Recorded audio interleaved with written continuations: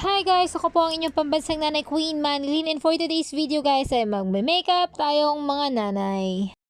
Lately nga ay nagkaroon ako ng interest na mag-aral mag-makeup. Na-inspire ako sa mga makeup artist namin sa taping, kanila Mami Jo, kanila Ate Len, kanila Ate Rhea. Kaya naman naisipan kong mag-aral mag-makeup. Kasi malay mo, 'di ba? Hindi naman habang buhay nasa taping tayo at may regular show tayo, may racket tayo, may brand na tatanggap sa atin, kukuha sa ating brand ambassador. Kaya nag-aaral ako mag-makeup para in the future pwede ko siyang maging racket, maging trabaho.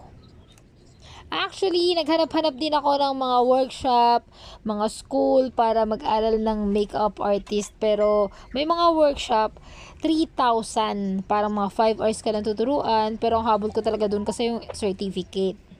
Isa nga sa mga pangarap ko ay maging makeup artist ng mga celebrity.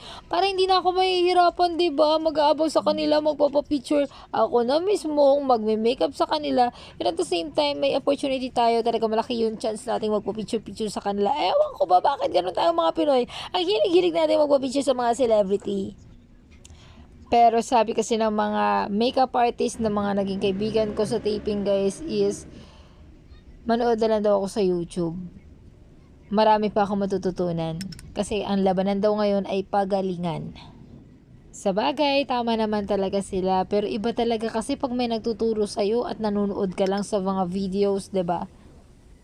Unti-unti nga nag-invest ako, bumili ng mga makeup, ng mga brush at nung kung ano-ano at nanood ng mga videos para mag-aral kung paano timplahin yung makeup.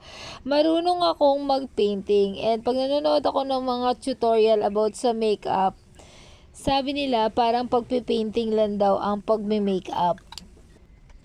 So, for the timpla-timpla tayo nito. Ayan. So, kung paano nga ako inaayusan at mini-makeupan nila Ating Rhea, nila Mami Jo, nila Ate Len, ganun ko lang din ginagawa sa mukha ko.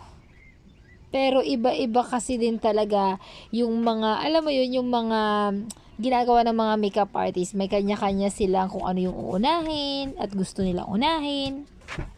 So, ang gamit ko nga pala guys is Jimilan, yung aking in-apply sa mukha ko. And, lalagay ko yung link para hindi kayo mahirapan bumili para sa mga beginner. And kung meron mang makapanood ng mga professional na nagtuturo mag-makeup sa vlog ko, sa video ito, comment naman kayo ng mga tips. Dahil interesado talaga akong pag-aralan kung paano matutong mag-makeup at kung paano maging professional na makeup artist. Isa nga sa mga nagpapaganda or nag-i-enhance ng makeup guys is yung paglalagay ng contact lens. Pero duwag talaga ako pagdating sa paglalagay ng contact lens. Kaya nag-focus na lang talaga ako sa pagtimpla ng blush on, ng contour at ng foundation sa mukha ko. Kasi ang alam ko before, tamang foundation lang, fresh powder, okay na, tapos lipstick. Pero meron pala yung iba't ibang part kung saan mo ilalagay yung iyong mga contour, foundation, at blush on. May mapping sa pagmumukha natin. Ibig sabihin, may tamang pwesto kung saan mo ilalagay at i-apply yung mga makeup na yon. Para nga sa mga nanay na kagaya kong matagal na tenga sa bahay, sa pag-aalaga ng kanilang pamilya, is paminsan-minsan maganda rin yung yung binibigay nating time para sa sarili natin. Magpaganda ka! Mag-level up ka! Bumangon ka! Ganun.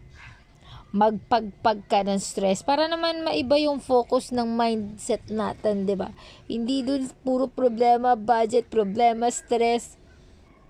And yes, you will see the difference of you in the mirror, the girl in the mirror. Ganun. O, 'di ba? Sino ka diyan? Ganun dapat mga mami. Tapos 'di ba? Kasi ang mga anak natin tsaka yung mga asawa niyo, ako wala akong asawa eh. Pag nag-bis nga lang tayo, 'di ba? Minsan ka mo. Hindi na sila sanay o sanay na silang hindi tayo nag-aayos, hindi tayo nagsusuklay. Huwag ganun, be.